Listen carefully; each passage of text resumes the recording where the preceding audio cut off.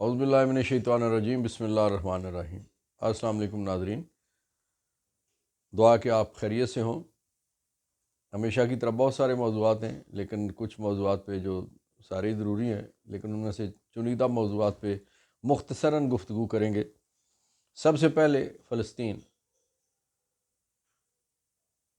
وحشیانہ حرکات، وحشیانہ بمباری کی انتہا ہو گئی۔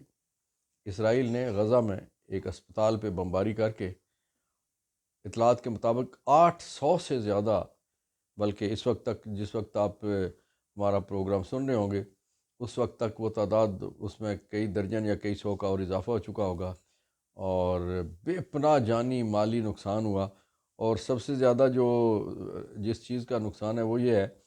کہ ہاسپٹل ہونے کے باوجود ڈاکٹرز، پیرامیڈکس، نرسز اور وہاں چھوٹے چھوٹے بچے اور بیچارے جو پہلے ہی اس اسرائیلی ظلم کا نشانہ بنے ہوئے تھے، لوگ جو زخمی لوگ تھے وہ بیچارے جل گئے، شہید ہو گئے، بلڈنگ کے نیچے آ گئے، اور بے پناہ مالی نقصان ہوا، بے پناہ جانی نقصان ہوا۔ اور ایک ایسے مرحلے میں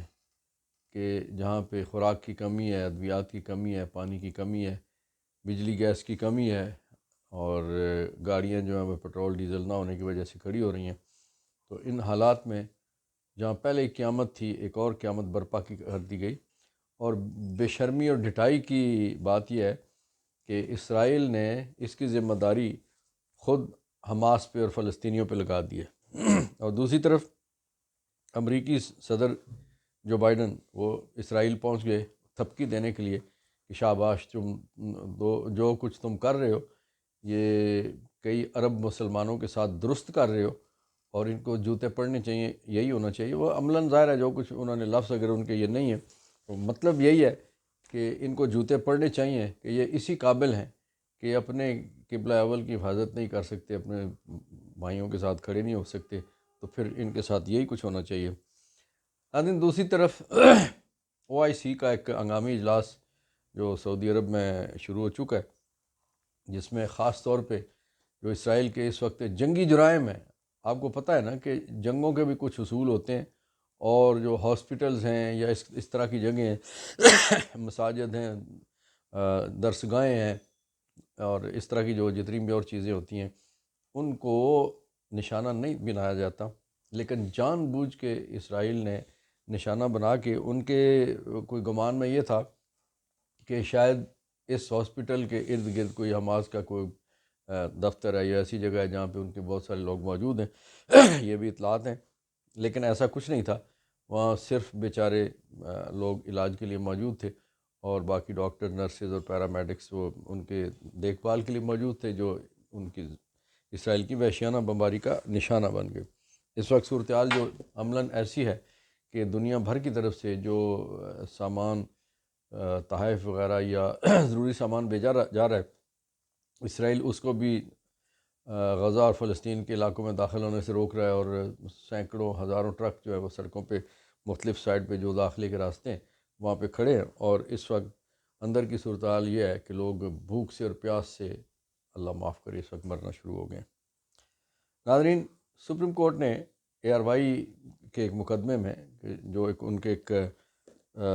بڑے افسر پہ ایک مقدمہ ہوا تھا جس میں غداری کا مقدمہ اور بغاوت کا مقدمہ اور اس طرح کا مقدمہ دائر کر دیا تھا، اور نیچے سے ریلیف نہیں ملا، تو سپریم کورٹ میں معاملہ چلا گیا، اور سپریم کورٹ نے کل اس مقدمے کو نپٹاتے ہوئے جو آبزرویشنز دی ہیں وہ بڑی امپارٹنٹ ہیں۔ اس میں یہ کہا گیا ہے، سپریم کورٹ کا کہنا یہ ہے کہ نفرتیں نہ بڑھائی جائیں، کہ جب آپ ناجائز اختیارات کا ناجائز استعمال کرتے ہیں اس سے خوف پیدا ہوتا ہے، اور سپریم کورٹ نے یہ کہا کہ جب خوف پیدا ہوتا ہے تو پھر نفرتیں جنم لیتی ہیں۔ انہوں نے کہا کہ میڈیا بھی آپ کے اس عمل کی وجہ سے اپنا صحیح کردار ادا نہیں کر رہا، اور جب میڈیا اپنا کردار ادا نہ کر سکے تو پھر کئی طرح کے مسائل پیدا ہوتے ہیں۔ اور انہوں نے اس وقت جو کرتا درتا ہے، جو اسٹیبلشمنٹ ہے، جو ادارے ہیں، انہیں یہ تنبیہ کی ہے کہ آپ جو کچھ کر رہے ہیں اس کی وجہ سے نفرتوں میں اضافہ ہو رہا ہے، آپ کوئی نیک کام کوئی اچھا کام نہیں کر رہے۔ ناظرین، یہودیوں اور بالخصوص صہیونیوں کی طرف سے جو مسلمانوں کے خلاف نفرت کا بیج بویا جا رہا ہے، فلسطینیوں کی نسل کشی کی جا رہی ہے، پوری دنیا میں بے شمار اقوام ہیں، بے شمار ادارے ہیں، بے شمار لوگ ہیں کہ جو صہیونیوں کے اس طرز عمل کی مخالفت کر رہے ہیں۔ وہاں پہ ایک جو یہودی ایک عالم ہیں، ان کا نام ہے ڈیوڈ فلمین، انہوں نے ایک احتجاجی ریلی اور ایک جلسے سے خطاب کیا، اور اس خطاب میں انہوں نے بڑے تفصیلاً گفتگو کی، اور انہوں نے کہا کہ یہ بنیادی طور پہ مظلوم فلسطینیوں کے حق میں اور اسرائیلی حکومت اور صہیونیوں کے خلاف یہ تھا کہ انہوں نے کہا کہ انہوں نے مذہبی اپنی کتابوں اور مختلف حوالہ جات جو دین سے اپنے سے دیے، انہوں نے ان حوالہ جات کی روشنی میں انہوں نے جو باتیں کی، اور اس میں انہوں نے کہا کہ یہ جو کچھ بھی اس وقت کیا جا رہا ہے، یہ سارے کا سارا میرا مذہب بھی اس کی اجازت نہیں دیتا، اور اخلاق بھی اجازت نہیں دیتا، اور قانون بھی اجازت نہیں دیتا۔ تو یہ اب صہیونیوں کے گھر سے یہ آوازیں اٹھنا شروع ہو گئی ہیں کہ اس طرح کی توسیع پسندی اور اس طرح کی مخالف کی نسل کشی جو ہے وہ کسی طور پہ بھی اجازت اس کی نہیں ہے۔ ناظرین، ایک اور موضوع کی طرف سے آتے ہیں کہ ابھی کچھ دیر پہلے خبر آئی ہے کہ نواز شریف صاحب کی آمد کے حوالے سے اسلام آباد ہائی کورٹ میں ان کی ضمانت کے لیے درخواست دائر کر دی گئی ہے، جو جسٹس میاں گل حسن اورنگزیب صاحب کی عدالت میں یہ پٹیشن جا کے لگی ہے، اور جہاں پہ کل کے لیے نواز شریف صاحب کی اس پٹیشن پہ نیب کو نوٹس کر دیا گیا ہے، اور امجد پرویز صاحب اور اعظم نذیر تارڑ یہ وکلاء پیش ہوئے نواز شریف صاحب کی طرف سے، اور جو امجد پرویز صاحب نے ایک جملہ وہاں پہ کہا وہ اس پہ لوگ ہنس رہے ہیں، اس پہ لوگ ٹھٹھے کر رہے ہیں۔ انہوں نے کہا کہ نواز شریف نے کبھی بھی ضمانت کا غلط استعمال نہیں کیا۔ یہ کیا انہوں نے کہا ہے؟ نواز شریف صاحب 4 سال نہیں 4.5 سال اب تقریباً ہو گئے کہ جب پاکستان سے گئے تھے تو انہوں نے بہانہ یہ بنایا تھا میں بڑا بیمار ہوں اور میں 8 ہفتے کے بعد واپس آ جاؤں گا۔ 8 ہفتے کی بجائے 4 سال سے زیادہ کا عرصہ گزر چکا ہے، اور انہوں نے پوری دنیا کو گھوم لیا ہے، لیکن کسی جگہ کوئی اسپتال کوئی ڈاکٹر ایسا نہیں ہے جیسے کوئی علاج کروایا انہوں نے، اور فیک رپورٹس پہ اور فیک کہانیوں پہ ساری باتیں چلتی رہی ہیں۔ اور اگر یہ مس یوز آف کنسیشن آف بیل نہیں ہے تو اور کیا ہے؟ بہرحال لوگ یہ کہہ رہے ہیں، میڈیا یہ کہہ رہا ہے کہ انہوں نے معاملات طے کر کے آ رہے ہیں، اس لیے ان کو ہتھکڑی نہیں لگنی، اسلام آباد ہائی کورٹ سے یہ بیل لیں گے اور سیدھے جا کے خطاب کریں گے مینار پاکستان پہ۔ ناظرین، اگر ایسا ہوا تو پاکستان کا جو عدالتی نظام ہے ریاستی معاملات میں، وہ بالکل جس طرح سے پہلے ہی ہم بہت پیچھے ہیں، وہ کم از کم دھکا لگ کے 10 فٹ اور ہم پیچھے جا سکتے ہیں، کوئی بہتری کی توقع نہیں ہے اس حوالے سے۔ لیکن اگر درست انداز سے معاملات کو قوانین کو ضابطے کو دیکھا گیا تو اس وقت وہ ملزم نہیں ہے۔ ایسا نہیں ہے کہ وہ باہر تھے اور ان کے خلاف کو پاکستان میں پرچہ ہو گیا اور وہ آ رہے ہیں اس لیے ان کو حفاظتی ضمانت کی ضرورت ہے۔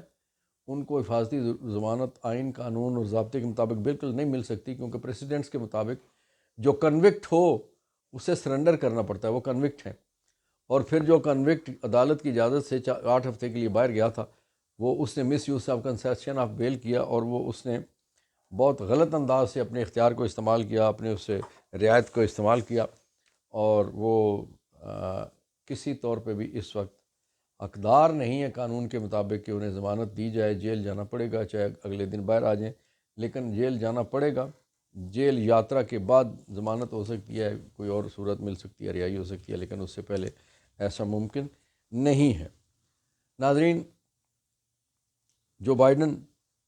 اسرائیل پہنچ گئے اور انہوں نے تھپکی دیے جا کے اسرائیلی اتھارٹیز کو، صہیونیوں کو، اسرائیلیوں کو،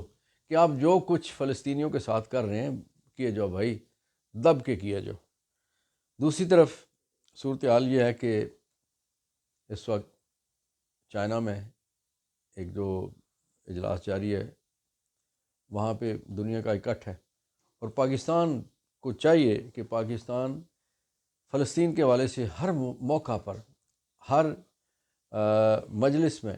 اپنا موقف بیان کرے، ہر فورم پہ فلسطینیوں کی حمایت کرے۔ اس کی وجہ یہ ہے کہ آج ہم فلسطینیوں کی حمایت کریں گے تو کل کشمیر کے معاملے میں دنیا ہماری حمایت کرے گی، لیکن آج ہم اگر ڈھل مل یقین والی پالیسی اپنائیں گے تو کل ہمارے لیے بھی کوئی قدم آگے نہیں بڑھائے گا۔ ناظرین، بہت شکریہ، آپ لوگ ہمارا چینل دیکھتے ہیں اور جو کمنٹس آپ کرتے ہیں ان کا بھی بہت شکریہ، ہماری حوصلہ افزائی ہوتی ہے، اور اس انداز سے ہم آگے بڑھنے کے لیے نئی نئی چیزیں اور نئی نئی جہتیں دیکھتے رہتے ہیں۔ آپ ہماری رہنمائی کرتے ہیں، ہم آپ کے مشکور ہیں۔ اللہ تعالیٰ آپ کو کامیابی دے اپنے اپنے معاملات میں، اور پاکستان کو کامران کرے۔ اللہ تعالیٰ فلسطینیوں کے لیے بہتری کے اور آسائش کے اور سہولت کے راستے نکالے۔ اللہ تعالیٰ مسلمانوں کے لیے اچھے حالات پیدا کرے۔ پاکستان پائندہ باد، فلسطین زندہ باد۔